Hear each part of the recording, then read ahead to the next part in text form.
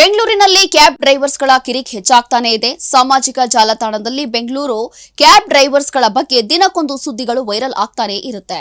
ಇದೀಗ ಮತ್ತೊಂದು post social ಮೀಡಿಯಾದಲ್ಲಿ ವೈರಲ್ ಆಗಿದೆ.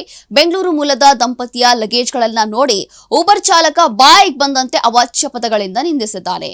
ಬೆಂಗಳೂರಿನ ಅಗರ ಸರೋವರದ ಬಳಿ ವರ್ಕಲಾ ಪ್ರವಾಸ ಮುಗಿಸಿ ವಾಪಸ್ಸು ಬರುವ ವೇಳೆ ಈ ಘಟನೆ ನಡೆದಿದೆ. ಊಬರ್ ಗೋಸವಾರಿಯ ಚಾಲಕ ದಂಪತಿಗಳನ್ನ ಲಗೇಜ್ ಸಮೇತ ನೋಡಿ ಕಾರು ಹತ್ತಿಸಿಕೊಳ್ಳಲು ನಿರಾಕರಿಸಿದ್ದಾನೆ. ಊಬರ್ ಗೋನಲ್ಲಿ ಸೂಟ್ಕೇಸ್ಗಳಿಗೆ ಅನುಮತಿ ಇಲ್ಲ ಅಂತ ಕ್ಯಾಬ್ ಡ್ರೈವರ್ ಹೇಳಿದ್ದಾನೆ. ಈ ರೂಲ್ಸ್ ಯಾವಾಗಿಂದ ಶುರುವಾಗಿದೆ, ನಮಗಂತೂ ಇಲ್ಲಿವರೆಗೂ ಗೊತ್ತೇ ಇಲ್ಲ ಅಂತ ಹೇಳ್ತಾರೆ. ನಂತರ ದಂಪತಿ ಡ್ರೈವರ್ಗೆ ಕ್ಯಾಬ್ ಅನ್ನ ಕ್ಯಾನ್ಸಲ್ ಮಾಡುವಂತೆ ಹೇಳಿದ್ದಾರೆ. ಇದರಿಂದ ಕೋಪಗೊಂಡ ಡ್ರೈವರ್ ದಂಪತಿಗಳನ್ನ ಅವಾಚ್ಯ ಪದಗಳಿಂದ ಬೈದಿದ್ದಾನೆ. ಈ ಘಟನೆಯ ಬಗ್ಗೆ ವಿಡಿಯೋ ಕೂಡ ಮಾಡಿಕೊಂಡಿದ್ದಾರೆ. ಈ ವೇಳೆ ಹಲ್ಲೆ ಮಾಡಲು ಮುಂದಾಗಿದ್ದಾನೆ ಅಂತ ದಂಪತಿಗಳು ಹೇಳ್ತಿದ್ದಾರೆ.